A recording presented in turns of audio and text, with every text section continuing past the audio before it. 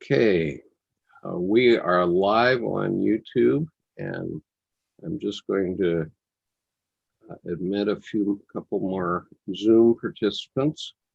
And good afternoon.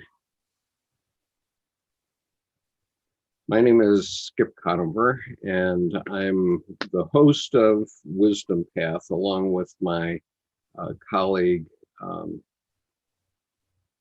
Let me put that back. Along with my colleague, Tim Holmes. And today I'm very delighted to introduce a longtime friend of mine in Jungian circles, and actually my mentor in this area, and that is Dr. Jean Raffa. And Dr. Raffa has written 4 books, and every one of them has been profound as far as I'm concerned. But today we're introducing her newest book, which is entitled The Soul's Twins. And I want to begin this session by reading my review of the book, which Jeannie seemed to like. So I'm going to share it here with you, and then we'll let Jeannie defend herself.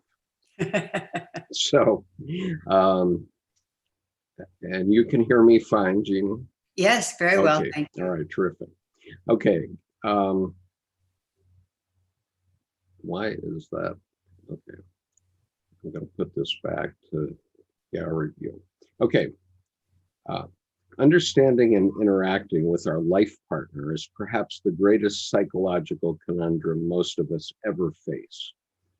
Our failure to properly educate our young people in this regard is manifest in our 50% divorce rates and too many children raised in single-family households. Dr. Jean Raffa's new book, The Soul's Twins, addresses these great problems of modern life in clear language, understandable by any layman. The answer has been clearly symbolized in the East for millennia in the yin-yang symbol. But Western cultures have failed to grasp its importance and its complexity. Instead, as soon as our children reach puberty, we give them admonitions about being good boys and girls, but provide no context for the issues they will face in marriage and in life. Dr. Raffa posits the archetype of the couple in ways that are clear to any adult. This book should be required reading in high school social studies classes and certainly before marriage. Still, it is useful at any age for couples to deepen their bond. Perhaps the most immediately useful and unique aspect of The Soul's Twins is the partnership profile, which provides couples with the handles they need to have a mature conversation about their compatibility before marriage and the necessary knowledge to keep the marriage in balance after tying the knot. I see the partnership profile as a valuable psychological instrument on the magnitude of the Myers-Briggs type indicator, which has long served as one of the most important psychological instruments to understand personality.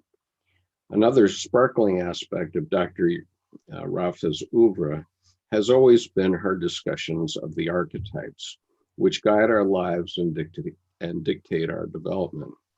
Here she provides delightful narratives about many of the most important ones, from Demeter, the mother goddess, to Mary, the Virgin Mother, not to mention the destructive shadow mother, from Apollo to Ruth Bader Ginsburg. On the masculine side, her stories run from Dionysus, god of sex, passion, and wine, to King Arthur and his direction that his knights should enter the forest at its darkest point. From Rumi, the mystic and poet, to Anais Nin, the diarist, author, and writer of erotica. She gives us the equation: conscious beloved plus conscious lover equals healer equals healer. Isn't that what we all need now, to be healed? So welcome, Jeannie. I'm so pleased to have you here. I'm going to admit a couple of more people, not the least of whom is Tim Holmes, my partner in the Wisdom Path Colloquia. And so welcome, Jeannie. And I would love it if you would start by telling us a little bit about your journey and about the partnership profile. Well, thank you, Skip. Thank you again for that really beautiful review. It's lovely. I think what you've done in this review is encapsulate what the main goal of my writing has been ever since I started writing books. My first one I began in 1990. And my goal all along has been to understand the dynamics between my partner and myself. I think that would be, I see my husband as my teacher, and he's also, he helps me reflect on who I am. So in a way, he's like a mirror. And we were married at a very young age. We were 21, straight out of college, and didn't have children for 6 years. So we had a lot of time to get to know each other and to find out a lot of things about each other that I guess we had never really understood. And naturally, we all know how we project so much onto our partners, and we expect them to be images of our ideals, and we think they are when we meet them, and that's why we fall in love with them. And then begins the rude awakening of how, wait a minute, what happened? You changed. And of course, we're both changing. But for me, who was someone who didn't understand myself well at all, and just sort of expected my relationship to be the perfect happily ever after, it was just a bit of a shock. And I think that was the impetus for all my writing. I know it was the impetus for all my writing, but I think initially I sort of started on the hero's journey, the heroic discover myself, find out who I am, in relationship with my husband. But I think I put our relationship on the same level as my self-development, but it was sometimes easier to go with my own self-development and not work so much on the relationship, if you know what I mean. And I think we all kind of do that. We want to do our heroic thing. We want to find our selfhood and develop our selfhood and figure out what we have to offer to the world. So you can spend many years in a relationship working on your own selfhood in parallel with your partner without really connecting at any deeper level than just sometimes a lot of it just the surface every day.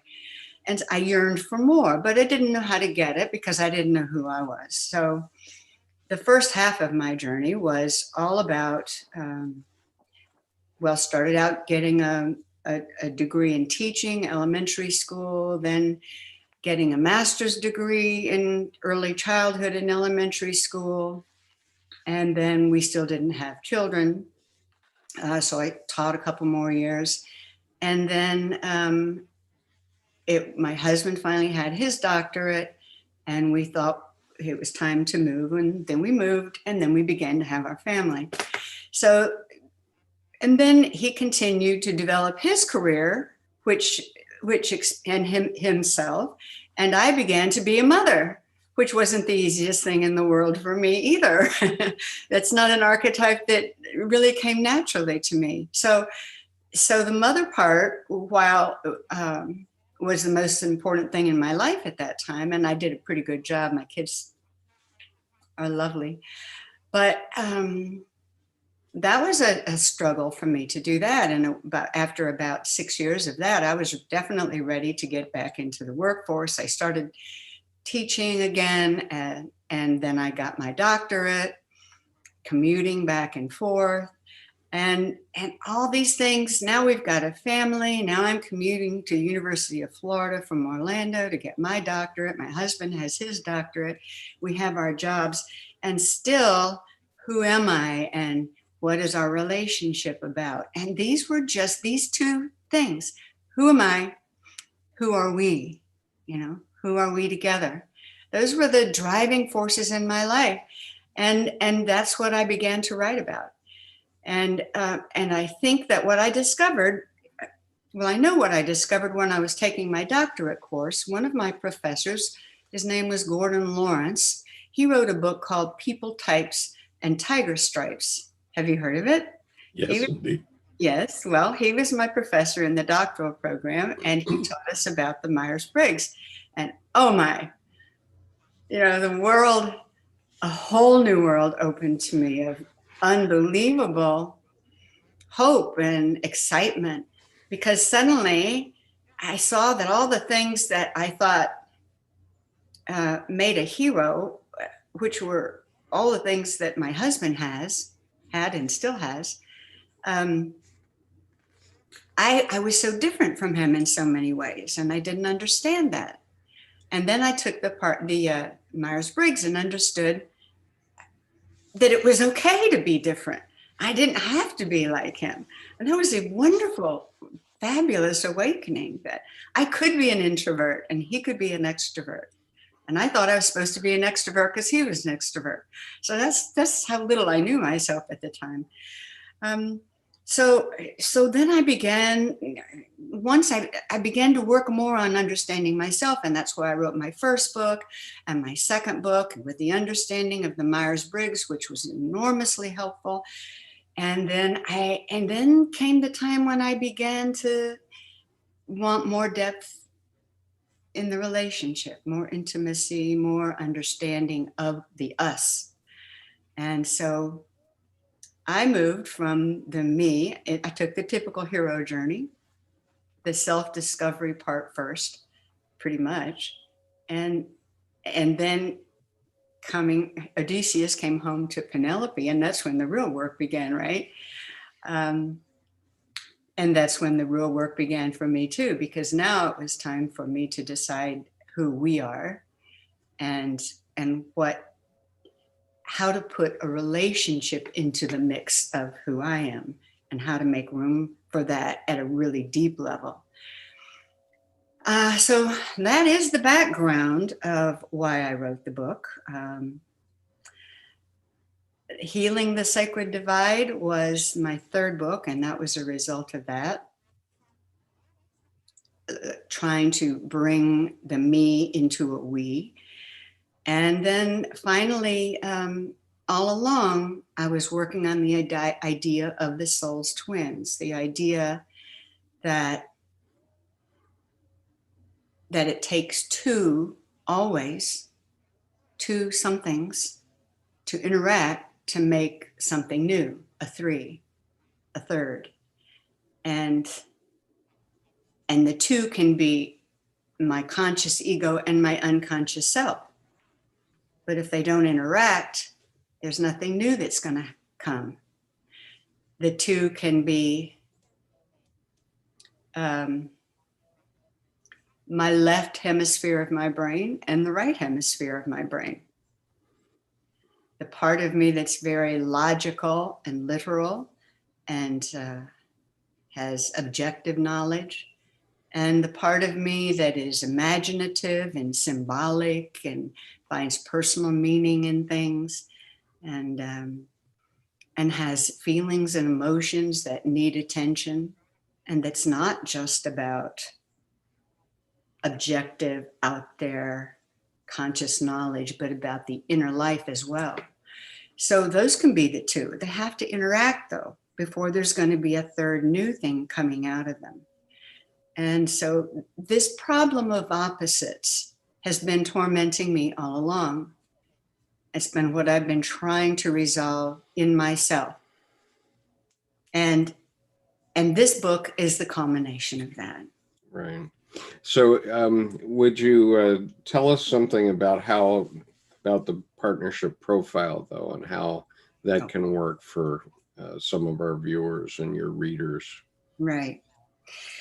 Well, the first thing that I think it's good to know is that there's a difference between the Myers-Briggs and the partnership profile. While I did use the Myers-Briggs half consciously, half unconsciously as my model, the difference between the Myers-Briggs and the partnership profile is that the Myers-Briggs is essentially based on our cognitive styles, our personal mental preferences, how we use our minds to perceive the world and make decisions.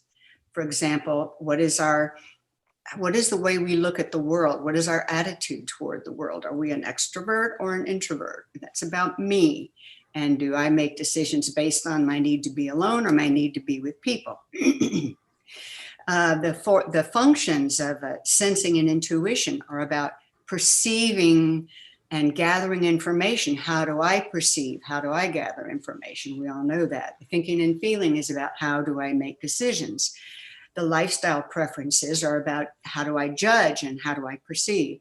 Well, these are all about my cognitive abilities, but they're not about my body. They're not about my instincts.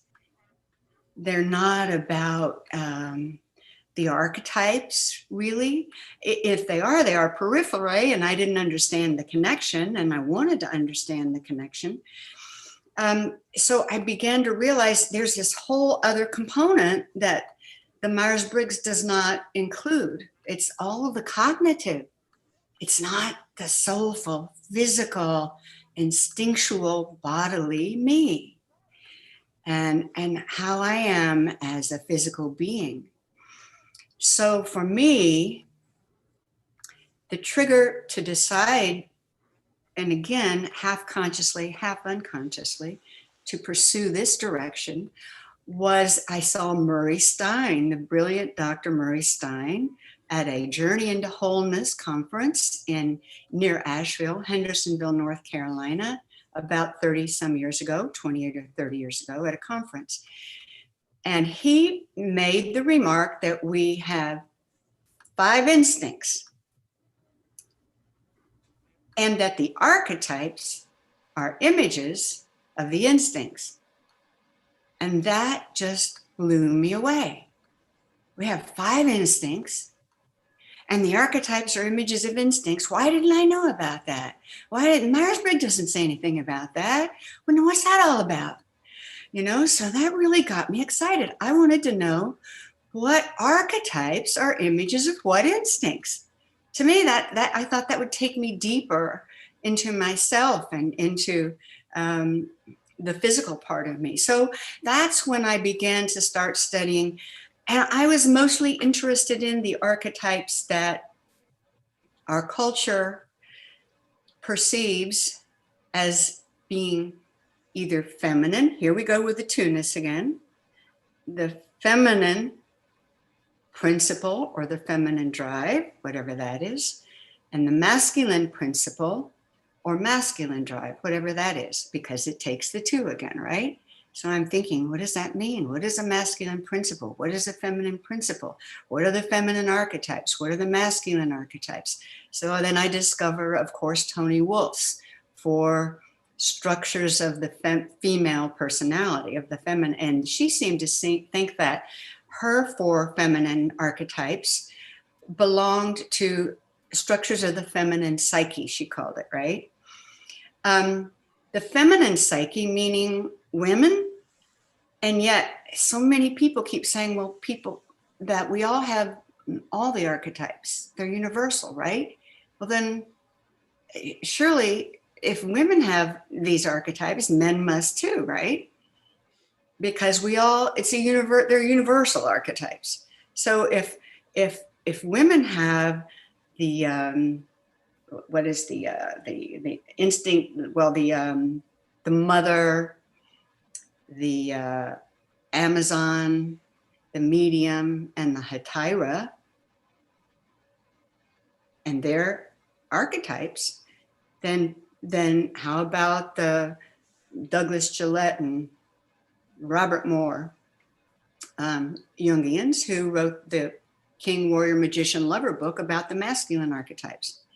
How come feminine archetypes? How come masculine archetypes? Are they just for women and just for men? Surely they go together somehow.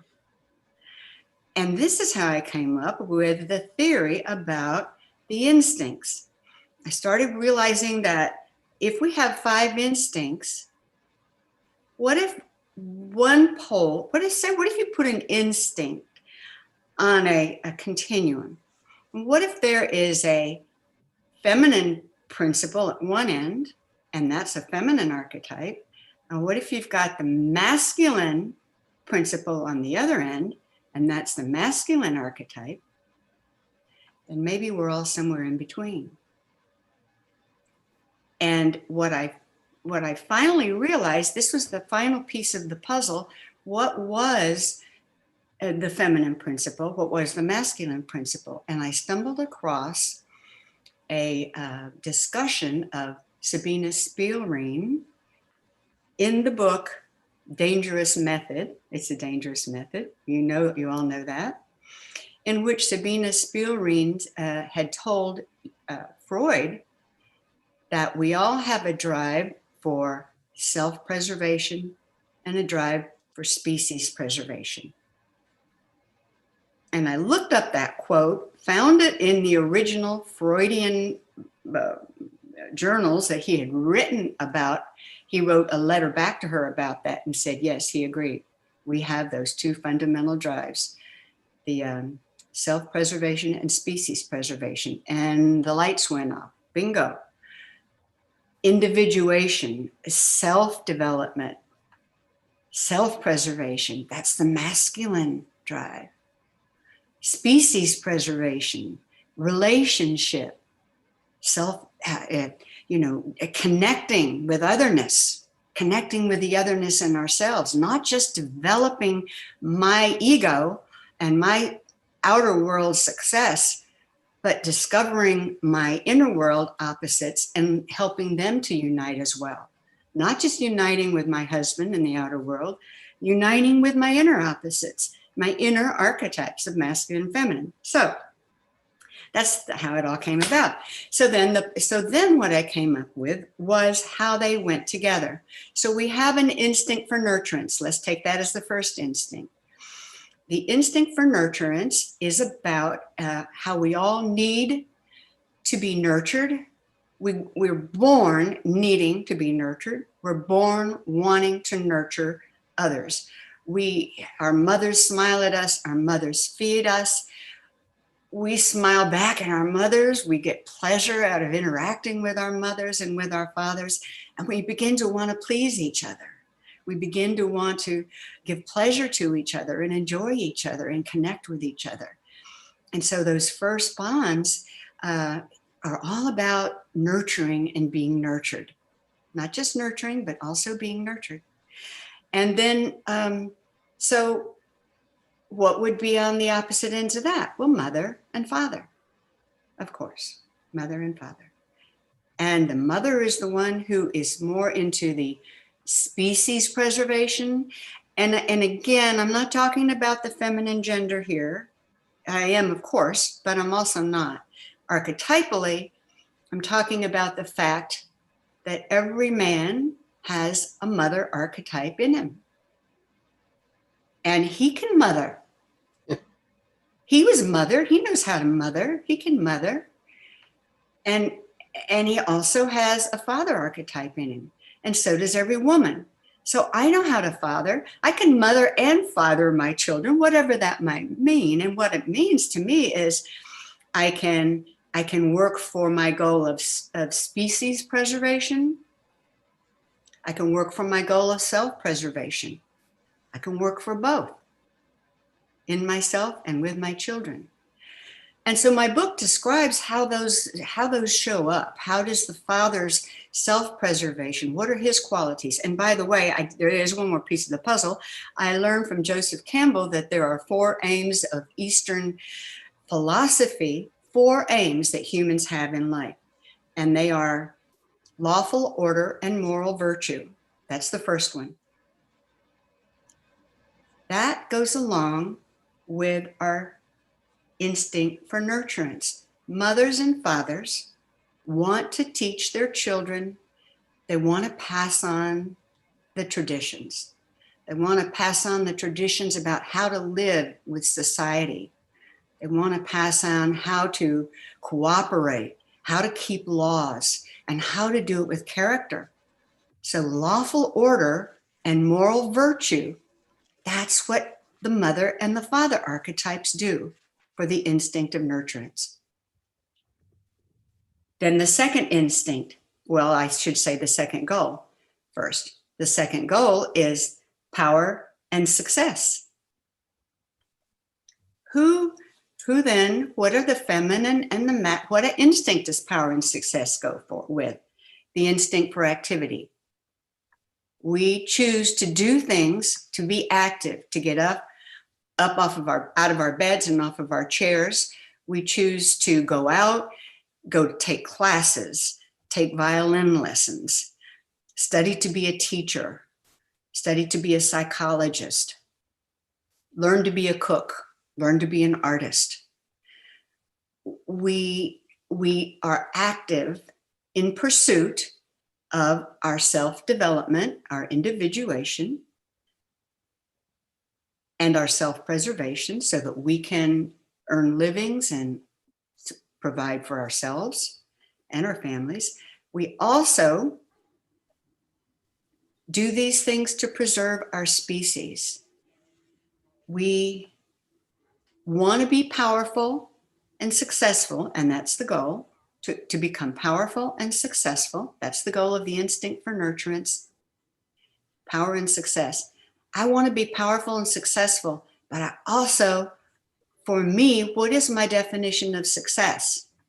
Well, it used to be to individuate, to become myself, to define myself, to use my skills. Now, the more I know and the more I learn, the more my goal is,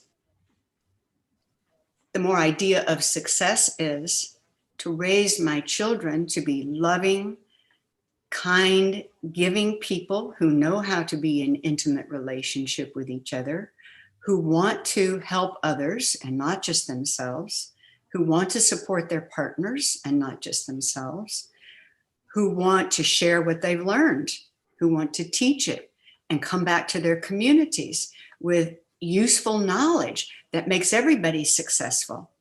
That's the drive for species preservation. I don't do it just for myself.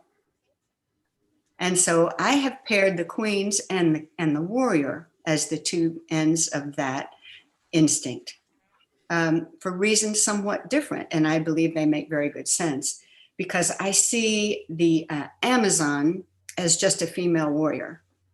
And I'm not talking about gender again. I'm talking about archetypes.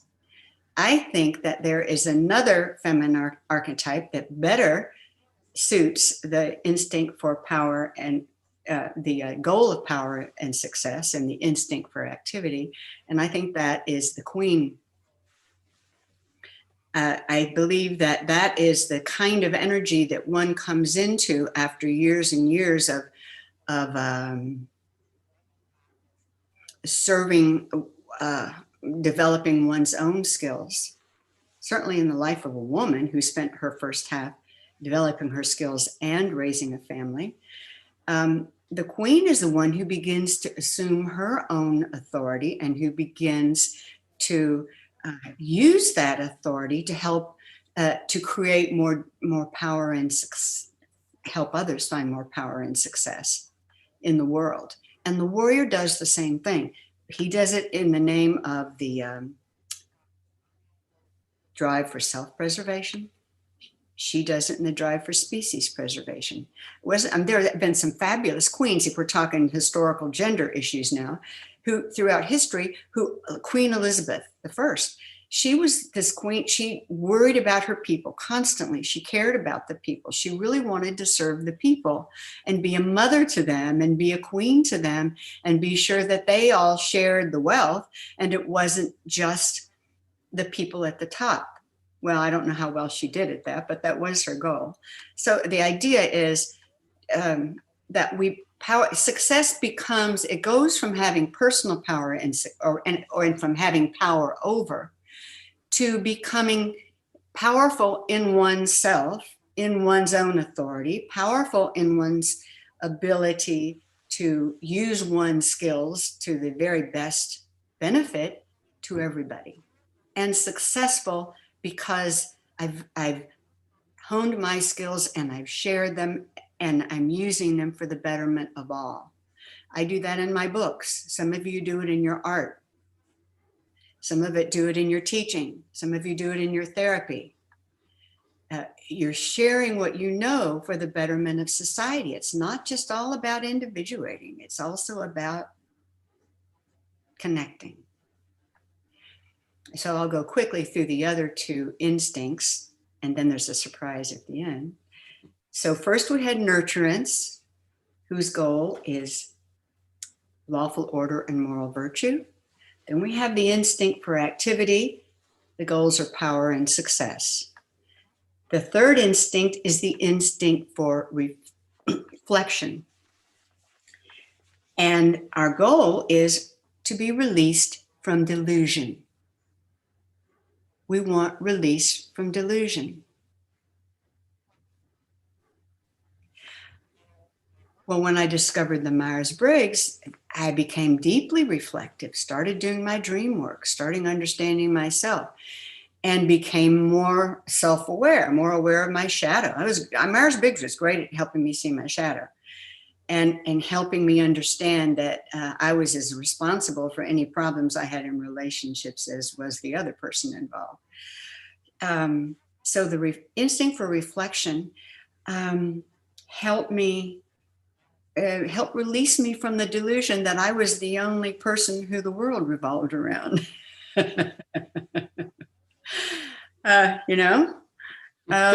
I started doing my inner work. I actually did it. I started writing down my dreams and recording them and working on them every day. I started writing journals and writing books, and whoa, then it was like, oh, this isn't just about me, is it? So you have to do the inner work. Yeah, that's part of the whole journey, is doing all the inner work and reflecting on yourself and beginning to face your shadow and be released from all your silly delusions and foolish beliefs. And the final instinct, the fourth one that I'm going to talk about before I surprise you with my last one, the fourth instinct is the instinct for sex. It's a physical instinct. Everybody has these physical instincts. Humans reflect. We nurture. We want to be successful and powerful, and we want to have sex. Well, the goal for the instinct for sex is love and pleasure. Well, who are the archetypes that describe that? Dionysus, right? And the feminine archetype for the instinct for sex and Aphrodite, right? Certainly the what everything she stands for. And so I talk about these four instincts and each pair of archetypes. The pairs are the soul's twins, by the way, the twos that have to learn to who they are, and then they have to connect. Because that's the way the third thing comes about. That's the way the creative thing comes about. That's the way the new life emerges, when the two connect and they both understand themselves at least enough to realize they're not the center of the psyche in the universe, and then they begin to be able to relate intimately. They begin to want to relate intimately, and then they begin to merge together. So my thesis in this book is that as they begin to merge, and the two sides of myself and the meanness and the otherness of the weeness that I find myself in my relationship, as those things merge together, a new archetype begins to emerge. And it's not really a new archetype, but it's a new name for an archetype. An archetype is an image, right? So if we have the instinct for, the fifth instinct is creativity. If we all have an instinct for creativity, then what is an archetype that illustrates for us, it is an image of how creativity comes about? The union of the inner opposites and the outer opposites. It's about relationship. Let me show you the picture. I don't have it on my screen, Skip, and I should have put it on my screen to show it to you, but I'll show it to you from my book. The image that I have come up with for this fifth instinct, creativity, well, and the archetype that represents it is the couple. Can you see this? These are pre-Columbian clay images of dancing bears. And it's not about gender. It's about two-ness together, creating a beautiful dance. And look at the delightful looks on their faces. I just love that image. It's in the book. You'll see it. And the idea of the couple, again, it's not, I don't care about gender. This book is not about gender. I don't care what your partner is, who you are, what your sexual preferences are. This is not the issue. The issue is connecting, always connecting. E.M. Forster, always connect. Remember that? Always connect. Only connect. It's about connecting. It's not just about individuating. Of course, individuating is about connecting, but it's about connecting our inner others. It's equally about relationship connecting. And so then the partnership profile is about how are we doing in our desire to connect with the otherness in ourselves and the otherness in others. And it's primarily about the otherness in others.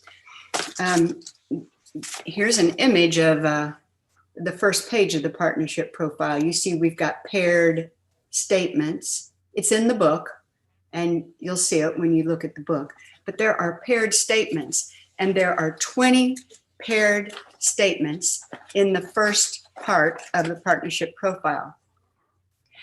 13 out of those 20 are about your relationships to others and with others. So some of them are about your relationships with your inner self, but they're also about your relationships with others. And this is the part Skip is getting at. It's not just about you and your personality. It's about, what are you doing physically, actively? What are you doing in your actual relationships? How are you promoting partnership between the opposites in your relationships? And in order to really get better at that, you kind of first have to know yourself. And you hopefully learn from your partner and see your partner as a mirror. If you have a partner, if you don't have a life partner, any partners you've had, any friends you've had, any dear people you love, your parents, your best friends, the people that you care about and that you have real strong connections with, your teachers. You learn from them about who you are, and you learn that you want to give back, and that it's not a one-way street anymore. It has to become a two-way street, or you're not going to become a whole person, and you're not going to have a fulfilling life. And one final piece of the puzzle is it's not just about individuation. It's also about completion. And completion means the big picture. How do I fit into the big picture? And that leads us more to a sort of a spiritual question. What is my soul? What part is in this universe, soul universe of hopefully love, as we believe, those of us who think in spiritual terms? If God is love, then where does our little spark of love, light, and love fit in that big picture of love? And how am I using love in my life? Where is love showing up? And that's, I got to love myself. I got to love the opposites in myself. But I sure got to love the people that I have relationships with. And I got to spread it around, because if I do, how can I say I have a complete life? Well, I thank you, Jeannie. I want to talk a bit more about the archetypes, but before we do that, I'd like to give the folks that are here in the panel an opportunity to participate with you. And so let us open it up for a few questions and comments here as we go. Okay. So who wants to be first? I've got a question for you. Go ahead, Tim. I've been really intrigued with this idea of the partner as mirror. And as an artist, I've been developing this whole theory about using a model as a mirror. In the archetypal sense, that any relationship starts with a separation into opposites, and then an engagement between the two opposites. And I just love what you're saying about that whole process, and about different ways of separating, for instance, yourself into masculine and feminine, up and down, light and dark. And so my question is, where did this idea of the partner as mirror come from? How did you arrive at that? I saw that. I began to see that, for example, in any kind of conflict that I had with my husband or my children, the things they would say would tell me as much about myself as it did about them. For example, my husband would say, well, it's not really what you said, but it's the way you said it. And I hadn't thought about the attitude that I had brought to that relationship. It would be so easy to say, well, I didn't say anything. I wasn't, but I was, with my body language, with my attitude. I began to see that when I looked in a mirror and smiled, all I saw was cute me, who was being very nice. but when I looked at my husband, he bounced back other things that I hadn't seen about myself. Do you see what I'm saying? So yes, I began to realize that it's like, the more I interacted with my husband, the more I saw aspects of myself that I hadn't seen before. And the same is true of him. The more we have interacted, the more he has seen aspects of his personality and himself that he was not aware of. And we both like that. We were children when we got married. We had no clue. And so it takes years to be able to see that you are more than your persona is presenting to the world. But it takes an intimate relationship for you to be able to do that, because nobody wants to see the things that they don't want to see about themselves. But a relationship forces you to. And this is where the individuation part comes in. If you're not very strong in who you are easily, if you don't know you have a shadow, you won't see your defensiveness, you won't recognize it, and you'll lash out and think you're right and they're all wrong, and you will never get the reflection you were supposed to get in that relationship. You'll never see what they saw in you. So, and not every couple relationship in humans is able to bear that tension. It's a terrible, difficult, horrible tension for many people. And so this is where it really helps to know yourself. So you have to distinguish between these opposites in yourself, conscious ego and unconscious shadow. Feminine drive for species preservation, and masculine drive for self-preservation. If you can't see that those are at war within you, if you can't see the conflicts you're having internally with your conscious and unconscious self, then you won't be able to recognize the two-ness in your relationship. You'll have a harder time making those distinctions. That's why I think the inner work has to go along with the outer work. It's crucial for a truly loving partnership that is conscious oneness in loving relationships, which is what I think a couple stands for. The conscious oneness is every bit as important as the loving relationship. It takes both. And that's where the creativity comes in. And real quick, I started to mention something about that fifth domain of the couple, and I showed you the picture of the dancing bears. Did I answer your question first, Tim, before I show you this? Yeah, you betcha. That's great. I did. Good. Well, you reminded me about that couple, and I wanted to say another word about the couple as well. So. I'm going to show you this picture. I'm new to this, so if I don't do it well, let me know. All right. There. All right. Can you see that? Yeah, we can see that. You can see that. Yep. Okay. What that's showing you is that you really have 5 domains that your instincts work in. Look up here on the social domain in the upper left. The instinct for nurturance. Can you see my cursor? Yes.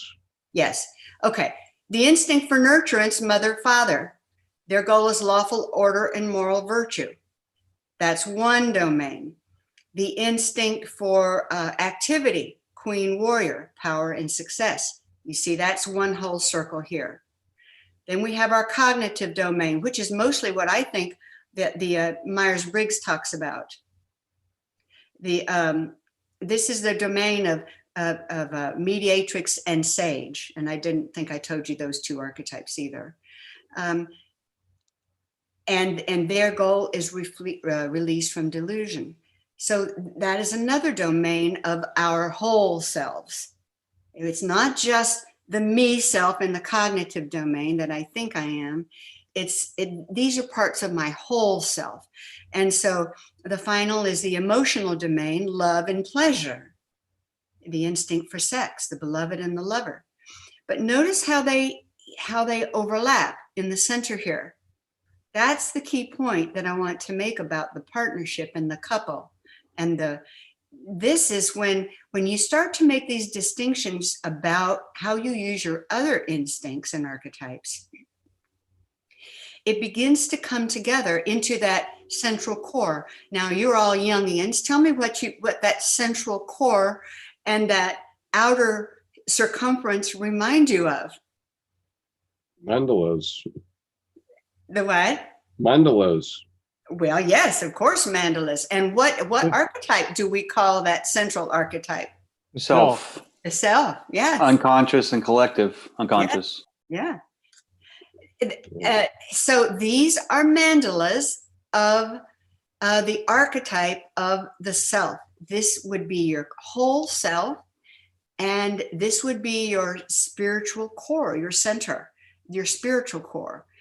And so I think of this as a spiritual domain, and this is something new to my theory as well. This, I believe, this place where the self, your core is, that's where you connect to the whole universal mind through that core. And I think that in order to have a legitimate, balanced and wise connection, all these parts of you have to be developed well enough for you to be able to peer through that portal and begin to connect with whatever the sacred energies are that are outside of you. And we're not just the outer person, we're also that inner core, and we're the whole self. And to become whole and complete, we need to unite the opposites all together in our central core. And that archetype is called the couple. And I learned that term at the Jung Institute many years ago when I went for a Jungian intensive, and Dr. Martin Odermatt said that the couple is a newly emerging archetype that is beginning to represent the self. Right. And from a collective perspective, it's also the self in the collective unconscious that is emerging through, coming through. Exactly. Right. Okay, there's an interesting comment here on YouTube that I thought I would mention to you. Patricia Flores, who's one of our regulars, said, I must confess that the title of the talk wasn't enticing to me, but I'm glad I'm here. The main idea is connectedness to the otherness. Yes. You're exactly right, Teresa. It's Patricia. Patricia, sorry, Patricia. I don't see your name up here. So. Oh, it's on. She's on YouTube. Okay. Jean, yes, she's not on the Zoom call. I got you. It is say that again, Skip. That's lovely. Okay.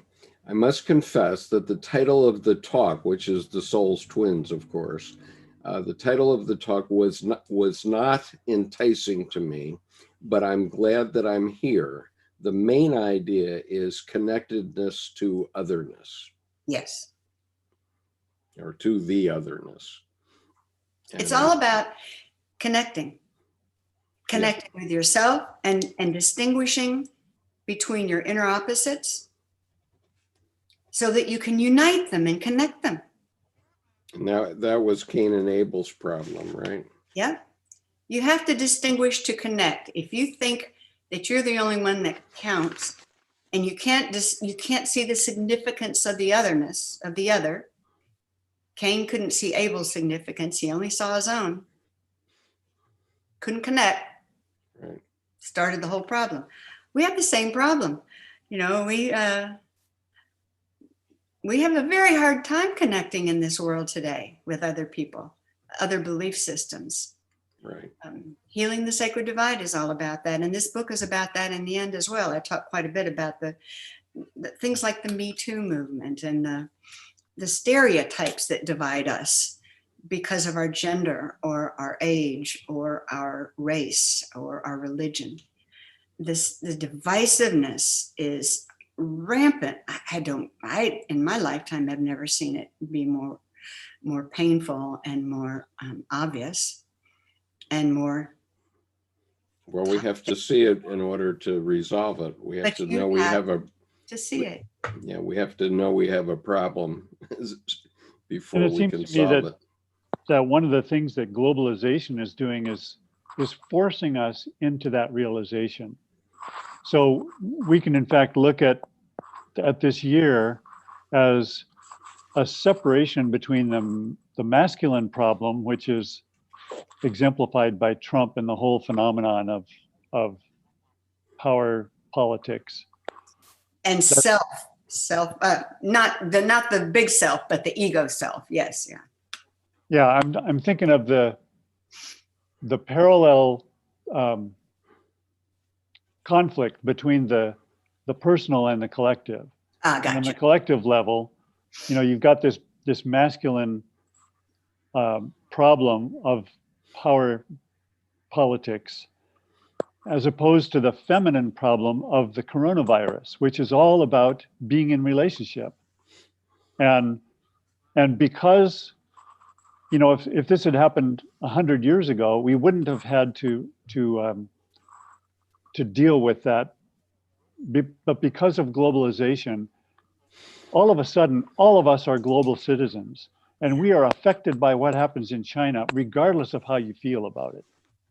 And so it seems like we are being forced as a species to come to terms with the fact that all of our lives are engaged in this conflict between the two forces, both on an individual level and on a collective level. We are. Absolutely. And it seems like, Colleen, yeah. Yes.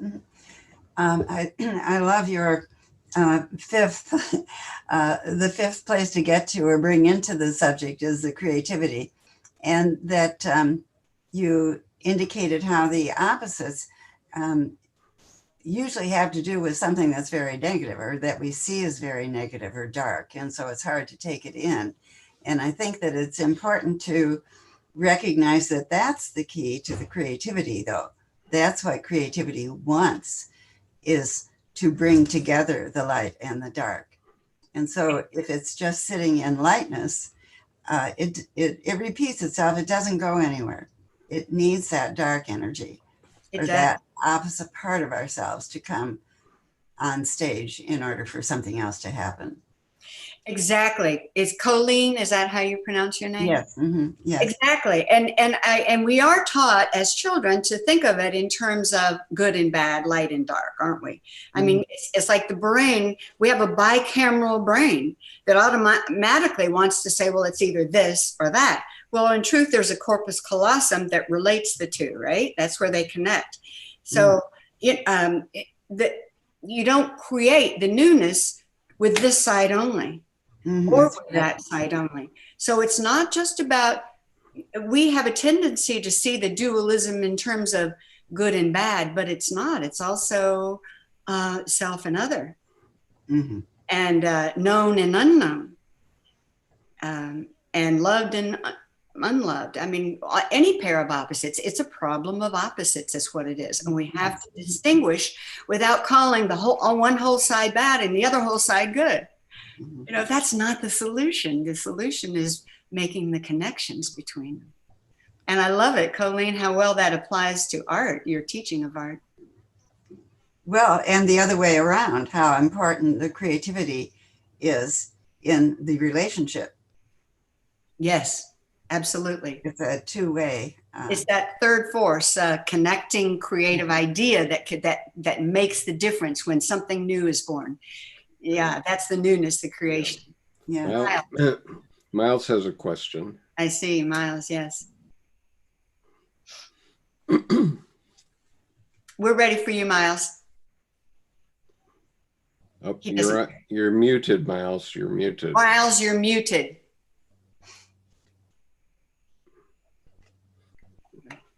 Hopefully that will do it.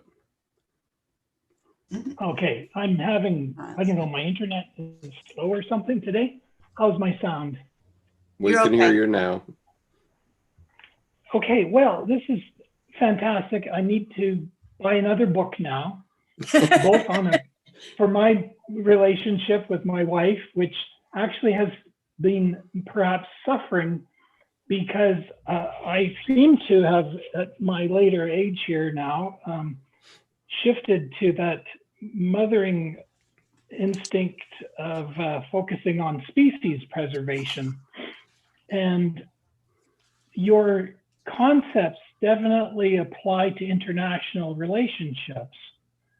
And just very quickly, I had the very surreal experience back in 1976 when I was only 16 to go to Leningrad and Moscow And a girl, a young woman my age at the time, she hands me a postcard with peace and friendship on one side. And I thought, oh, what a beautiful postcard. I'm thrilled, you know, a girl coming up to me. But the first words, as she looked me right in the eye, she says, why does your country want to destroy my country? And I'm like, what? Wow. So anyway, I basically back then thought, well, somebody else is going to deal with this question. You know, I'm in Canada, so first of all, I don't know whether she knew the difference between Canada and the United States. We don't have any nuclear weapons. But anyway, this is very powerful stuff to apply between nations. And I wonder if, you know, and one more thing I'll just add, and this, you know, is all coming from my experience with Skip and learning about Jung, but my creative expression is I've actually, having mentioned the Queen, I've actually now mailed her 7 letters, and number 8 and number 9 are in the can. But basically it's about our need here in Canada to have truth and reconciliation with the Indigenous peoples of Canada. But I'm also seeing this need to reconcile relationships, particularly between the United States and Russia, which are not getting any better. Any comment on that?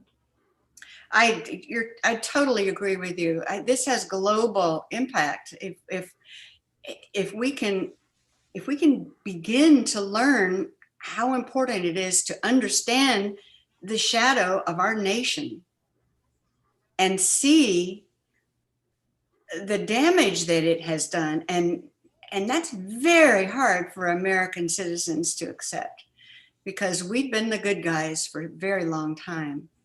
And to see the shadow side of our country is extraordinarily painful, and we're very resistant to it. But if we can't see and acknowledge and say, oh my gosh, I'm sorry, look what we did, how could we possibly expect to have a whole, healed, undivided world? We're half of the problem. We have got to acknowledge our shadow. Right. And Patricia again has another comment, which is, I also like the new archetypes emerging. I do believe changes are happening, and we have to open to those new ideas emerging. It's all about evolution. It is. We are evolving for sure. I mean, if you think about how the Magna Carta came into place in what, the 12th century, 13th century, 12th. I don't know my English history all that well.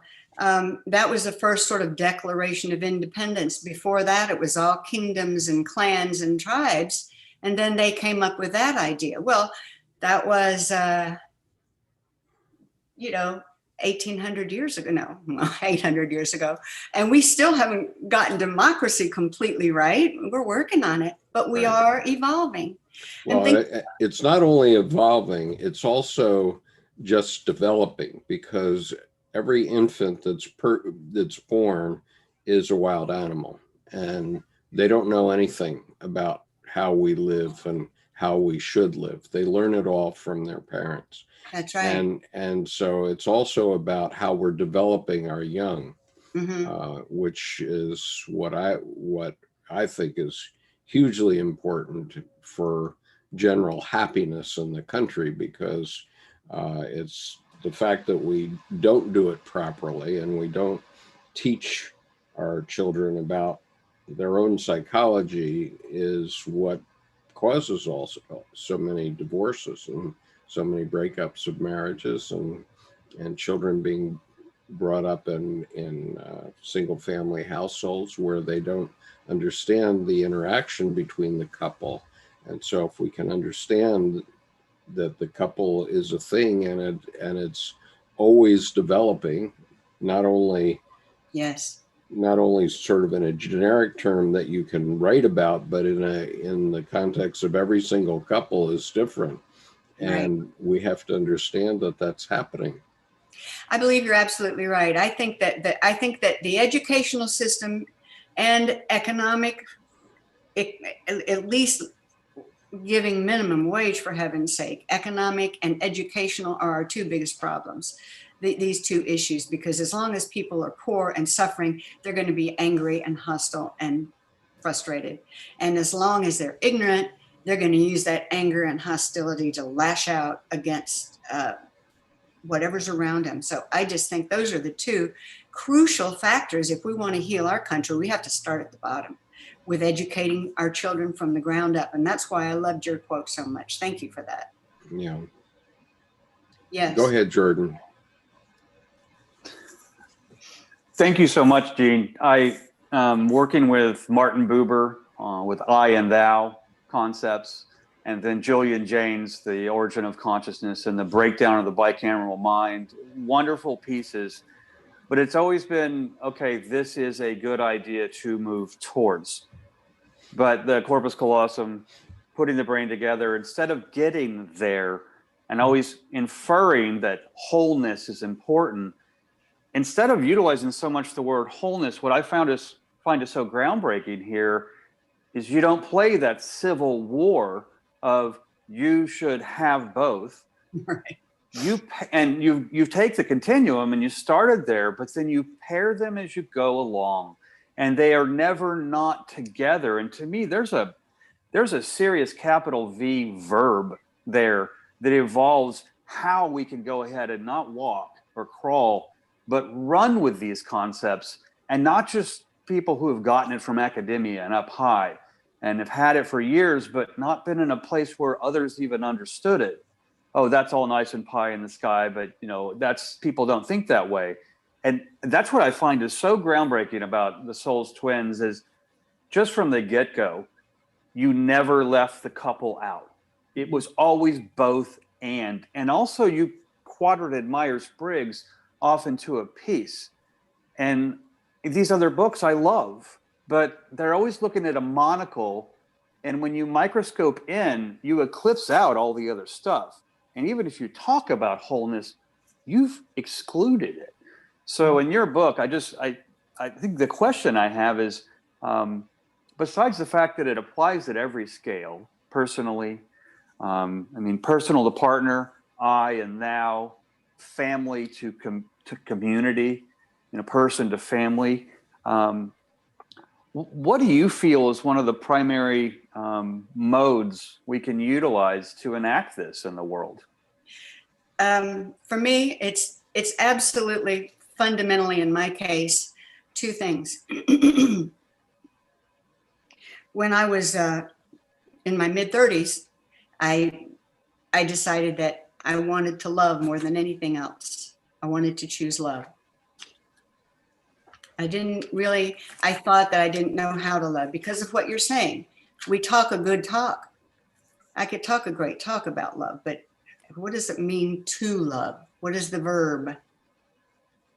What is the verb of loving? And how do I apply that in my life?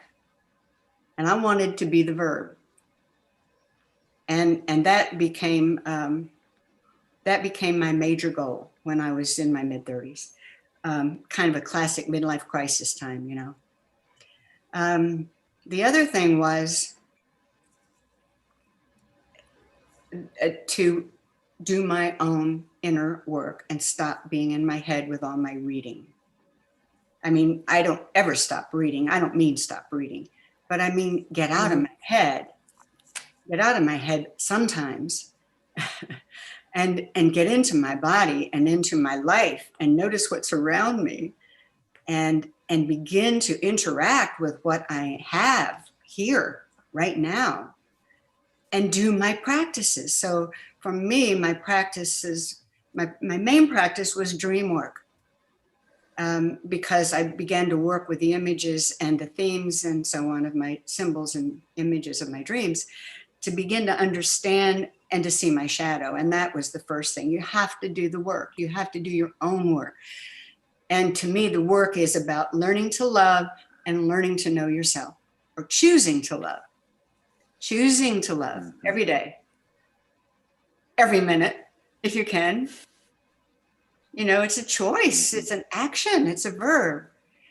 That and reflect, do the inner work.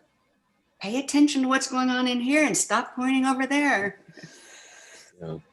Thank you. Rome's That's got a a question. wonderfully robust response. I mean, because there's that piece of when someone triggers you, you just stop, and inside you could, outside you could say, 1 second, please. You say thank you inside because something stirred, and you're thanking them outside for stirring. Mhm. But then that just crisis level critical moment is so crucial to not then spew. And then you have that, can we look at this, please? I'm feeling this. And I get that all through your work, all 4 books. And that, thank you, because the robustness, not only of your response here today, but of just your work in general, to me, fills the fuel tank of that ability to stop when someone really crosses you. I mean, nice contact. You really got me, took me by Right. surprise. And the And fear goes off, Yeah. you know, and when fear goes off, you get T-boned. That's when you get jostled. And so thank you very much. Right. Well, you're Okay. welcome. And it doesn't always work. No, You know, it's we're flawed. Don't forget that. We're going to make mistakes, but it is the goal. Yes. Skip. Okay. Let's move to Jerome here. Jerome's got his hand up. Oh, thank you, Gene. I really appreciated that. You're telling us that you got interested in Myers-Briggs, because I've been a Myers-Briggs administrator for about 40 years. Awesome. So I had studied Jung's different psychological types, and I've run thousands of people through workshops, and where they first discover that we all don't process in information to receive it and come to conclusions the same way. And it's just, it's mind-boggling when people find that out. And one of the things that I found was that once you understand the Myers-Briggs type and which one you tend to go and process information, it's now your responsibility. You learn it's your responsibility to learn to communicate with the other Myers-Briggs types. Exactly. Because you can talk all you want in your type and you'll never get anywhere. You're just 2 ships passing in the night. The other thing I would like to ask is I liked your chart where you showed the center as the couples as the center, and you had the cognitive domain as the Myers-Briggs type where you discovered this. Are there any of the other domains? You mentioned the physical domain, the emotional domain, and what was the other domain? Social. Yeah, social domain. Are Well, there any things in those arenas of those domains other than Myers-Briggs that people could get to if Myers-Briggs is not their thing? yes, that's a wonderful point. Thank you. And I totally agree with you, Jerome, about that's my point about the action, the verb, about the Myers-Briggs blew my mind. It was the best thing that ever happened to me at the age of 37 and 38, after I started praying for love, teach me to love. Yeah. And then learning to use that desire to love others who had different types. And trying to figure that out and my part in it. That was the whole active inner work part of it for me as well. But that was the trigger for me. Bless you for teaching that. It's a brilliant self-assessment tool. It's wonderful. As to your question, I think in the physical domain, there are ways of connecting with the otherness. For example, yoga. Think about Marion Woodman's dance, body work that she did. She was all about body work. And we have people who do Reiki, healing work with the body, and nutritional things, like people who help you to have better diets, because we know that your diet affects your emotional life and not just your physical health. So certainly in the physical domain, in terms of other things that aren't necessarily archetypally related, to become to have more power and success in your life, you need to do things with your body, exercise, And does that start to answer your question, Jerome? Is that where you were going with this? Yeah, it was just different ways to get in touch with the different aspects going. You're kind of walking around this domain. Yeah. Right. Okay. And we start to we start to get it from the Myers-Briggs, and the U.S. military has been teaching the Myers-Briggs in senior schools for 40 or 50 years now, to 35 or 40-ish officers.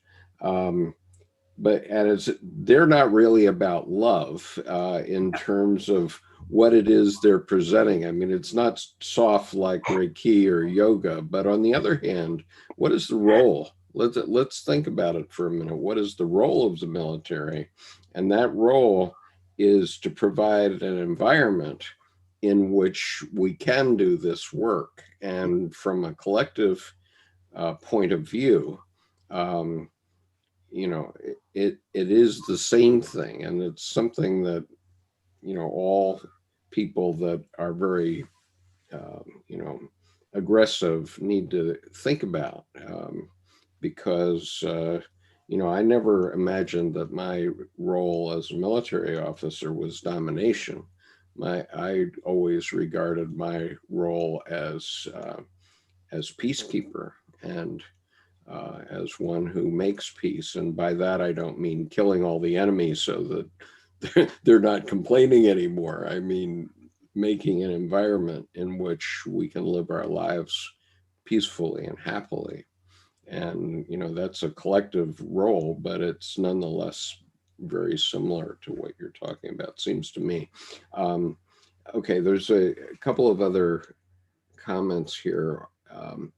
And I do want to encourage the panel to speak up here, because Miles has correctly pointed out that I haven't promoted enough introverts to speak up here. And we men tend to push ourselves into the center of the circle. But, I'd love to hear from Susan Scott, for example, or Joss, their reaction to these points, and the rest of you as well. I mean, I don't know all of you as well as I know Joss and Nancy and Susan, but I'd love to hear from you. And then there are a couple more points on YouTube, but let's okay, go ahead, Susan. Can you see me? Yes, Thank can you. see you. Good. And hear you. I'm Yes. on my smartphone, so I wasn't sure how to sort of unmute or whatever, but here we go. Well, first of all, thank you both very, very much. And I loved what you were saying, Skip, earlier about, children learning from a very young age the values that their parents teach them. Well, of course, I mean, parents have to get rid of their own baggage, before passing on values and a mode of being to their children. But to me also, this is something that is so important, that I really and truly do take to heart. And I feel it, especially in my country, South Africa, where, the education is very, very poor indeed, as is the economic situation. And parents just don't seem to, and the absent father amongst our indigenous population has always been very, very prevalent. So the mother's always been the one and the grandmother, to bring up lots of children. African families do have lots of children. They don't have the 2 or the 3 children. They will have 6 or 7, maybe different fathers who are absent. So it's such a crying need for children from a very young age to grow up with that core of self-value. And, it's only the parents who can help them do that, or, the larger community perhaps. So, yeah. So that's what I wanted to comment on. Thank you, Susan. Great. And also, it's from the microscopic to the macroscopic. It all sort of starts on the small level and like ripples Yeah. go outwards into the macro cosmic level and backwards, from macroscopic to microscopic. So the large and the small, work together energetically backwards and forwards. And I just want to comment, as we were talking about the corpus callosum in the human brain, we are now participating in the corpus callosum, and across even the world to South Africa and other places. And it's a conversation like this that really can change the world, because these ideas, as they spread out and get more widely understood and accepted, then do change the world. And I've got many examples of this. So others, I'd like to say something. go ahead, if I Nancy. might. Yes, go ahead. Yeah, Well- sure. Well, Jean, thank you so much. And my goal too is to love, to learn to love. So I really relate to what you're saying there. Also, having been on the path for a very long time and doing a lot of self-work, I realize it's quite challenging and painful at times, and scary and confusing at times. And I'm wondering what you recommend for a way of empowering ourselves to actually stay with it and do it. I've been fortunate to have the money to pay for some counselors and to have the right people at the right time come across my path. But do you have something you'd like to say about that? It's interesting. I just finished reviewing a book yesterday that was sent to me, a manuscript about depression. And the author of this book makes this beautiful point that it's like feeling the weight of the world on you.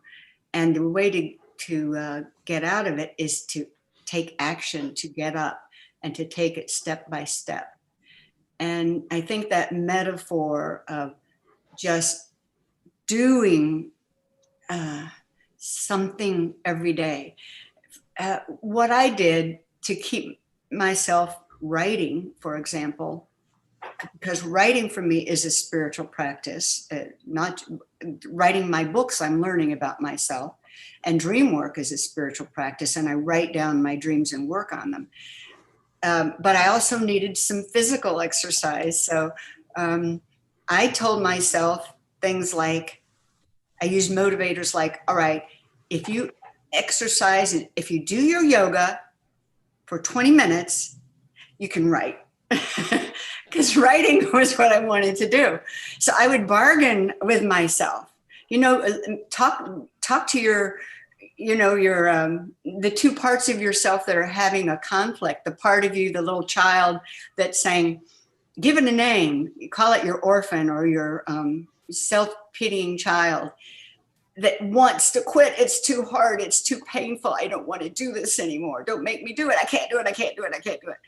And then the other part of you, the warrior, perhaps, who says, well, if you will record one dream tomorrow and work on it and write it down and work on it, if you're talking about self-work, staying on the path to doing your inner work, then you can go out and run a mile if you want to, if running is your thing, if that's what your warrior wants to do. You have to identify the conflict between the two parts of yourself, the part that doesn't want to do the work when it gets so painful and so hard that it wants to quit. Give it a name, just like we give the archetypes names, Athena or Persephone or whatever. And then, or pitiful orphan. I have a whining orphan, the self-pitying orphan, and I gave it a name. And then I decided I gave my warrior a new job. This is what came about just with doing my inner work. Okay, identify 2 parts of yourself. My warrior wanted to do inner work. My orphan said, it's too hard, it hurts. So he said, well, here, I'll help you. Let's come up with a compromise. You can do this if you do that. Let's make a deal. They made a deal. The 2 halves of myself, this masculine warrior and this feminine little girl. They made a deal. If he would help her with something, if she would help him. My daughter did that writing her dissertation. She had the same problem. She couldn't get it done. And so she had a conversation between the 2 parts of herself, the one that wanted to just sit on the couch and eat candy, and the part that wanted to get the work done. So he said, if you will write for an hour today, you can sit on the couch and watch your favorite TV show without feeling guilty. Do you hear what I'm saying? It's just, you have to identify the partners in the conflict within yourself, and then you have to find a way to motivate yourself. What works? What do you want to do that would make it easier? That worked for me. But essentially, I was so motivated by the time I was in midlife that I would have done inner work no matter what, because I had to. Crisis is the best motivator. You know? That's very helpful, Jean. Good.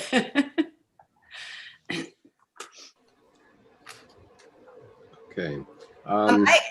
Go ahead. Who's next? Susan? No? No, it wasn't you. I wanted to say something to Miles.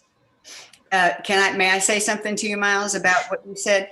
I love it that you said that you are developing more your species preservation side now.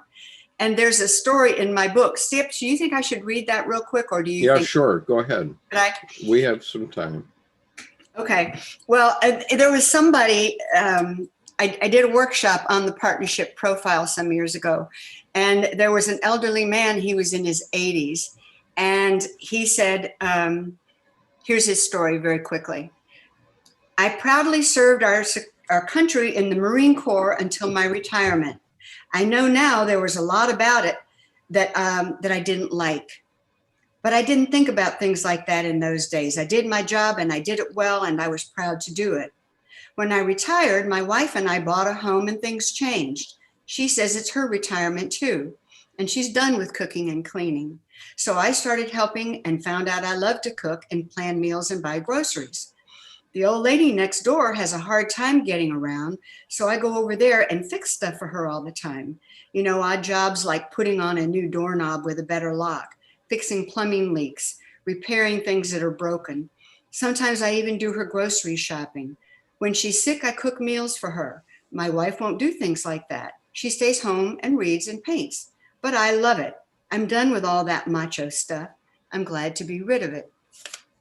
So the point is, his score on the partnership profile out of 20, he had 18 of the species preservation scores, which I'm calling the lunar scores, the sun, lunar in the book, for the feminines, species preservation. And he only had 2 of the solar, self-preservation. But think about his stage of life. And that made me think about perhaps this is what you're going through. And his wife was the reverse. He developed all those wonderful self-preservation solar skills as a Marine the first 40 or 50 years of his life. He did all that. He knew how to do that. But to become a whole person, you know, he had never done the other side. And he wanted to do that. And he realized that it was giving him enormous satisfaction to develop his species preservation side as well. And that's what's so bad about role stereotypes. And the same with women. His wife, she cooked and cleaned and did all the species preservation and raised the kids, for 50 years, and they traveled from base to base, and she picked up and started over again with a new house and new schools and new friends to invite over. And she did all of that the first half of her life. She was ready to do some inner self-preserving activities that were creative and important and valuable to her and that fed her soul. So the point is, it's not, you don't have the perfect score isn't at either end, or it's not even at the middle.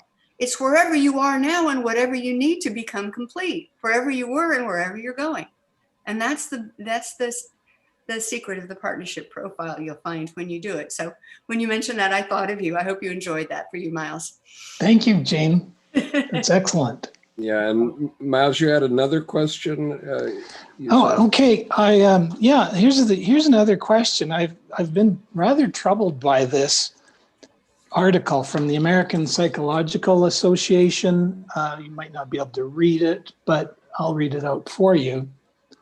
It's titled "Men and Women, No Big Difference." Now, let me just say that I'm totally appreciative that there's no job a man does that a woman can't do. And a case in point is our Governor General, who is above our Prime Minister, Justin Trudeau. Our Governor General is also our Commander in Chief, and her name is the Right Honorable Julie Payette. She's an engineer, and she was also an astronaut. She was on the space station for a term of service, and you would not want me up on the space station. I couldn't handle that. But anyway, so having said that, though, this article is titled "Men and Women, No Big Difference. Studies show that one's sex has little or no bearing on personality, cognition, and leadership." But I think what you are showing is that, really there are differences, significant differences.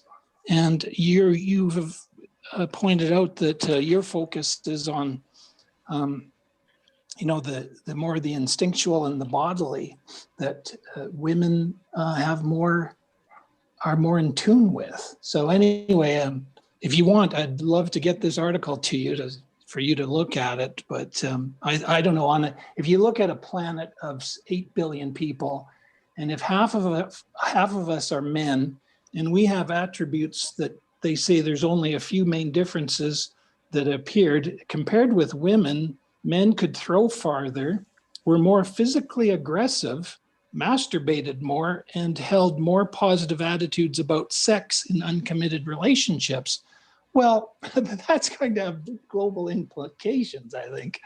Anyway, just share that. Well, what I'm saying is that we're more alike than we are different, in that I have a drive for self-preservation and a drive for species preservation. And I don't have to think of those as masculine qualities that only belong to men and feminine qualities that only belong to women. I'm thinking about them both being qualities that belong to me and to everybody. So in that regard, we all have those qualities. The difference comes in the way that we're enculturated, doesn't it? What did your parents teach you to do? What did your schools teach you about what boys were supposed to do and what girls were supposed to do? So my point is that psychologically, we have the same psychological inheritance. We have the same archetypes, the same instincts, the same goals.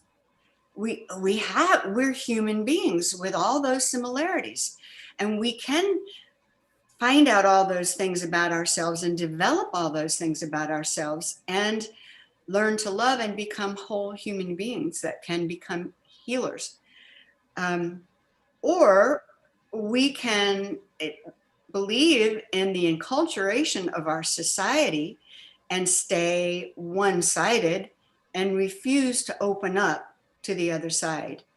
And that is a cultural problem. And different cultures don't always even teach the exact same things to their boys and girls. But There are cultures that are considered more feminine than the United States. They're more the Nordic countries.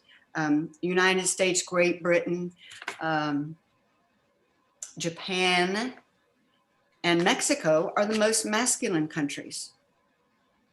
If you're talking about qualities that cultures associate with masculinity and femininity. But the difference is, I'm talking about feminine and masculine, not males and females so much, but your article is pointing out males, females as gender issues. And there are stereotypes about the genders, and there are differences in the culture that enforce those stereotypes. And I'd like to see those stereotypes go away. Okay, let me go to a couple of more of the YouTube questions or comments here. There's one from Gunnar, who's here, and he says, shadow arises because you have been relating badly.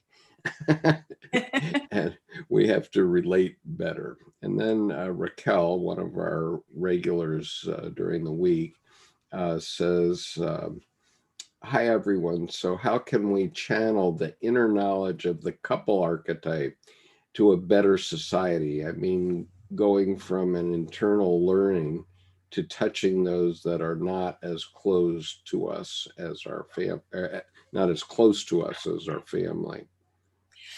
Well, that's always, it's okay, good. Two questions or two comments. Shadow is relating badly. Yeah. And yeah, that's, that you're right. Yeah. Shadow does arise from a relating, your shadow arises also from making the decision that you're going to close off parts of your potential because you don't like it and you don't want to have it. And once you start closing off your potential, then you don't like it, and it gains a power of itself inside of you, and then you don't like it in other people either, you know. And if you've got an active shadow there, it's going to point fingers and start projecting. Yeah, blame somebody else. Blame somebody else. Right. So yeah, that tends to be what shadow does, and how it causes terrible problems in relationships. And yeah, you're not relating well to yourself if you can't accept that you have a shadow side, and that maybe that side of you that you don't like is normal, or that maybe it's not, but you could at least admit to it instead of being defensive about it, you know. Right. So it's about what you choose to do with your shadow that determines how good your relationships are and how comfortable you are with yourself. And the other one, how can we channel the couple into society? Well, we have to start with our inner work. We have to start by learning to discriminate between our own conflicts, the issues that we're having within ourselves. We have to get to the root of our conflicts. We have to try to understand their psychological sources. We have to forgive ourselves for being flawed. We have to forgive others for being flawed. And we have to start opening up to others, like by listening. How can we bring that into society? Well, from the micro to the macro is not an easy leap, unless you're a president of a country or something. But from me to the people I touch, it's a very small step. Surely, and this is one of them. And I can take my small steps and choose to take the steps I need to take every day. And I can write my books and try to tell people what I'm writing about and try to share my knowledge. And I think that that's what every heroic journeyer does. They take the journey of the inner work. They do the hard stuff of looking at themselves first. And once they've figured anything out, they start sharing it. And that's what you and I can do as individuals. That means that you and I are important because we at least can do that. All of us can do that. Right. And going back to the stereotype issue, I can readily acknowledge that Tim's and my activity here in providing this forum is a more feminine activity. Okay. And you sometimes hear my masculine rear its ugly head when I comment about my service in the Marine Corps, which is obviously very stereotypical. But it never occurs to me that my masculinity is challenged in any way. I never have any doubt about my personal masculinity, and I have 10 grandchildren to prove it. so, so, so my masculinity is never in doubt. But you know, the service that we provide here is obviously a more a feminine type of service. That's just an observation about stereotype, but Well, you are relating, but the problem, and you are providing a service for all humanity, and it doesn't matter if you call it feminine or masculine, you are relating, you are connecting, and that's what's important. And I think we can easily get rid of those labels and not even care whether they're masculine or feminine. exactly, that's exactly what I say. You know, why do we always talk about masculine and feminine? Because our culture forces it upon us with these terrible stereotypes that they restrict us so much. Right. Based on gender, they restrict men every bit as much as they restrict women into, and yet the males are in power, so they do a little bit more of the repressing of women than women do of men. Precisely. The nature of the culture. But, and that is that's where the problem comes in. So that's, again, a step that each of us has to take to say, it doesn't matter what gender I am. I don't care. I know who I am. It doesn't matter. I don't have to give it a name, but I do have to develop my selfness, and I do have to learn how to relate to others in loving ways. And if I can't do that, if I can't choose to love, then I got more work to do. Precisely. Jean, I wanted to comment. Everything that you've said so far, and I think your book sounds like it's going to be a fabulous hit, resonates with me. And I think much of that too, because it stems from your motivation and your intention to know love.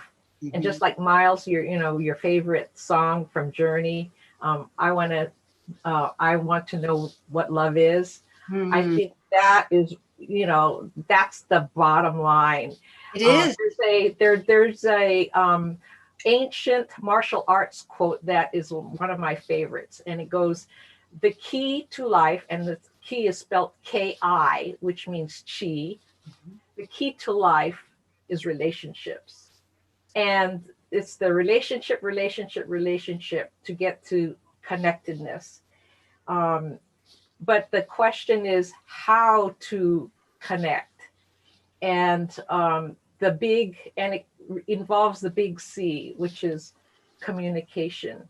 So, Jean, it sounds like you have a wonderful, wonderful relationship with your husband. You have a soulmate, and I think that's what kind of spurred you on, because you have so much wisdom and knowledge to share with others.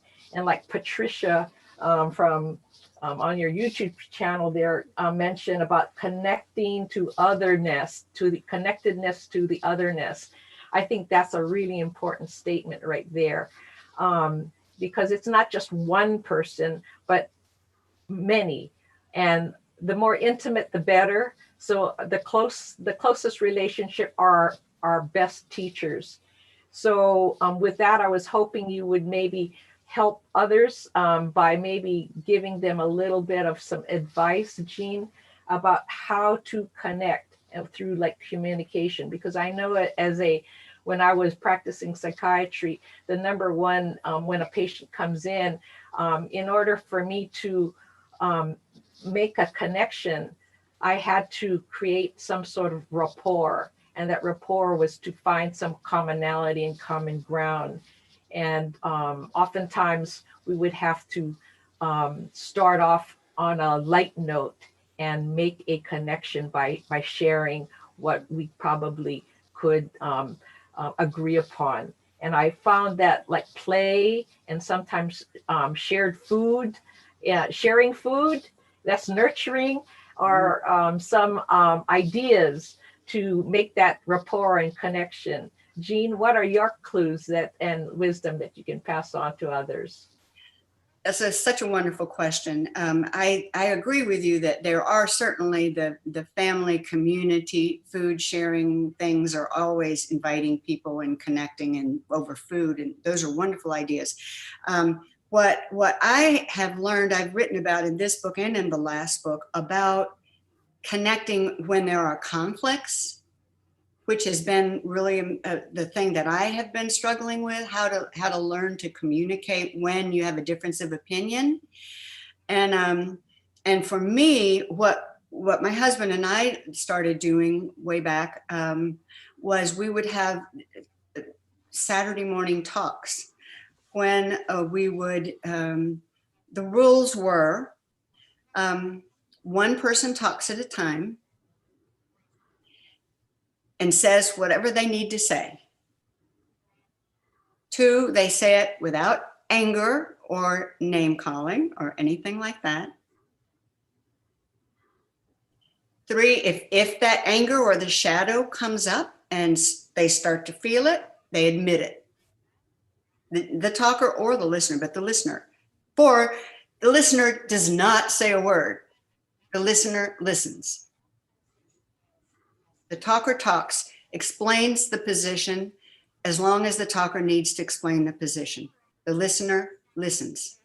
If anger comes into it or anything like that, then it's over. And you take time off and then you start over again. We never had to do that, luckily, because we abided by the rules and we both took them seriously and we both wanted to understand each other. And so then, the 5th one, you have to tell the truth. Sometimes that's the hardest part, to tell the truth. And a lot of dysfunction goes on because people hide their truths and they don't want to share the truth because they think it makes them an awful person or there's something wrong with them if they don't tell the truth. And it can take a long time to get through that. But for a couple in an intimate relationship or 2 people who are willing to have that kind of a listening dialogue, it requires just some basic ground rules like that. We will take turns. When you are finished, I won't turn around and get mad or fold my arms or anything. I will just listen, and that's not always easy. Our little adolescents want to pout sometimes, or children, want to have our way. We have to be wise enough to keep the little adolescents and little shadows in check while we're listening. Just listen. Right. And there's another rule that is important for couples, it seems to me. And that is that when you have a dispute, a dust up in the couple, that you have an understanding that once it's over, you never speak of it again. Oh. Okay. And I call speaking of it again, taking prisoners. Unfortunately, this did lead to divorce in my case from my first wife. And the way it played out was that every time there was any dust up between us, she would spin up every dispute that we ever had between us. And that got more and more burdensome, as you can imagine, because nothing was ever over. Everything was always fair game to bring up. Well, you did this such and such time, or it would be like a child saying to a parent, well, you always do this to me, or something like that, instead of understanding that that was part of your development. Now this is part of your development. We're not redoing that part of your development, right? The unfortunate thing, and the reason that I'm very drawn to this issue is because we don't teach our young people well about how to interact with one another when these sorts of things come up. And you know, if you're always going to bring every dispute you ever have up, then ultimately it becomes the straw that breaks the camel's back. You can carry it so far. I carried it for 17 years, but at the end of it, I just couldn't do it anymore. And one of my daughters sent a note down the spiral staircase in my house, which said, "Please stop fighting." And I couldn't do it. I didn't know how. And I knew it. I recognized as soon as I saw that note, I knew that I couldn't stop because of the way that we were handling our disputes, that every time something came up, wow, everything got spun up from the beginning. And I knew that the only way to stop was for me to leave. That was the only way I could stop it. And so that was my decision, but it was necessary. And you know, and it was a good decision because I have a good relationship with all of my daughters now, and I don't see a difference in it between whether I was or was not in the household after I left. But you know, at the time it was very painful, and you know, in order to understand each other, we have to understand each other, and that means not refighting every fight you ever have. Well, you know, I can see, I certainly understand what you're saying, and I think that it sounds as if that relationship was pretty much doomed.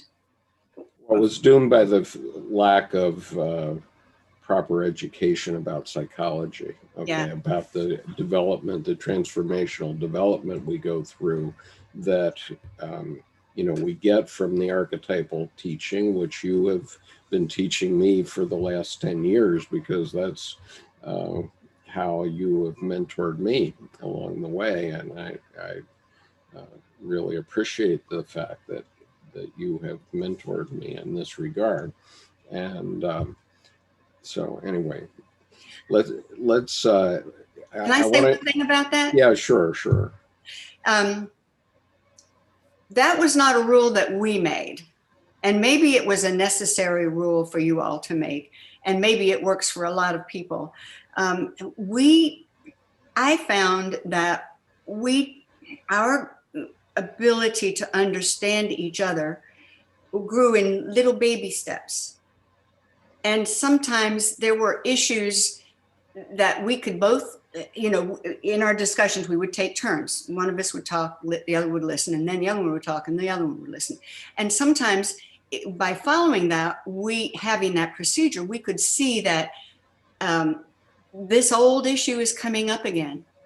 This is an issue that we've had for 20 years, and it's coming up in me again. So it must be because there's something here that hasn't been resolved yet. I'm still not feeling heard.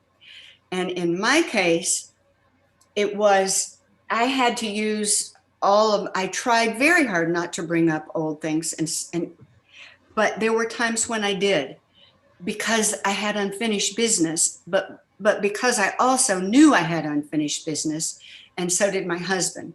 And we were able to get through those rehashing of the events by following our rules of not getting angry, not blowing up, not calling each other names, not pointing fingers, listening and hearing. And we began to hear more and more about the other one's truths that we hadn't heard before. He heard more of mine, I heard more of his. And so gradually over time, I've been able to let go of a few of the old grudges that I had. But it took more than one discussion about them, Skip. It took a lot of time and a lot of baby steps before he could hear me and I could hear him. And it wasn't an overnight process. In 17 years, I mean, that's a long time to go through that process. Of course, you may not have ever been dialoguing the way we were. We were actively listening and dialoguing, and probably you were mostly just arguing. But if you don't have both partners who are willing to actively listen and dialogue in that way, you're not going to make any,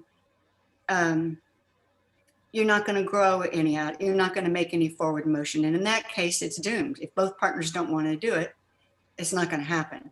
But if both partners do want to do it, then I think you can go back and share and find new ways of talking about the old issues that you can come to some comfort with. You know what I'm saying? There is Yes, that. I do. Yeah, I agree with you. Yeah. Jeannie, this has been a wonderful session, and I really very much appreciate it. I want to give Tim one crack to get in here and have some final comments, but because of relationship, my mother-in-law's birthday party is going to happen on Zoom 1 hour from now, so I need to draw this to a close at this point very quickly. But Tim, by all means. I just want to comment on this exchange about bringing up old material. I can see both of your points that in Skip, in your case, it makes sense to not allow the other person to use the past as a weapon. Right. And in Jean's case, I can see totally how today's business relates to the thing that happened 20 years ago. And now finally I can understand why that is important. So both of them are just a matter of being conscious of not only the rules that you develop with your partner, but the kind of relationship you have with yourself. That if you know that the other exists within you, and that the real battle is trying to come to terms with the other that lives inside of you, then it's easier to have a sort of a flexible means in the outer world to deal with the partner and move forward in whatever way you need to. The problem is I was 41 years old and nobody ever said anything about that. Right, and I never understood anything about that. And I wasn't properly educated about that. I don't think it would have happened if I had been. There's one more request here, which I'm going to honor. And then I have to wrap it up here. But so Gunnar, you had a question that you wanted to ask, and I want to give you an opportunity to speak. You'll need to unmute your mic, though. Hello, can you hear me? Yes, we can. Hi. Yeah, I wanted to jump in with a final question, I guess, since we are on the topic on archetypes. I guess the question goes like this. Is it not one of our purpose in life to make the unconscious conscious? Until you make the unconscious conscious, it will direct your life and you will call it fate. The psychological dilemma plaguing the most of humanity is that the archetypes live us instead of us living them. Unless we become aware that there are such things as blind forces or archetypes in our unconscious, unless we become cognizant that we are in the grip of an archetype, we will remain in identity with these blind, unconscious archetypal forces. If our egos are in grip of the archetypes, our behaviors are unconscious. So my question is, isn't that our role to make the archetypes conscious in our life? Absolutely. And that's what I'm trying to do in this book. It's a perfect way to end it. The chapters about the archetypes are meant to show us that these archetypes exist in us, that we have to become aware of them. We have to see how their shadows influence us. And that's the only way to become conscious. Thank you for a beautiful ending. Thank you very much. That's precisely it, Gunnar. You've summed it up beautifully. Well, thank you, Jean. This has really been fabulous. Thank you, Tim. It's just so great to have you on. Thank you. I'm looking forward to your book. Thank you. Yeah. Thank you. Okay, yeah. So let me. I think I have the book cover here. So I think I should share the book cover since we're talking about it today. You've got one of it too. Yeah, I'm And gonna. it's got beautiful pictures in it. Okay, so this is the book cover. Is everybody seeing that? I presume. Yes. Yes. Okay. So this is the book cover of the book we've been talking about, and by no means do I want to detract from any of Jean's other books, which are also phenomenal. And the ones that immediately come to mind are Dream Theaters of the Soul, which is mostly about dreams, and also Healing the Sacred Divide, which won the Wilbur Award about 8 years ago. There it is back there on my, I don't know if you can Oh. see that right there. Not quite. I can't quite see it. So Jeannie's going to pull out the Wilbur Award. Anyway, it's from the Religion Communicators Council that about a book that talks about religious issues, spiritual issues without stereotyping or pointing fingers, but for the emphasis and the hope of uniting the religions and seeing similarities. It was an honor.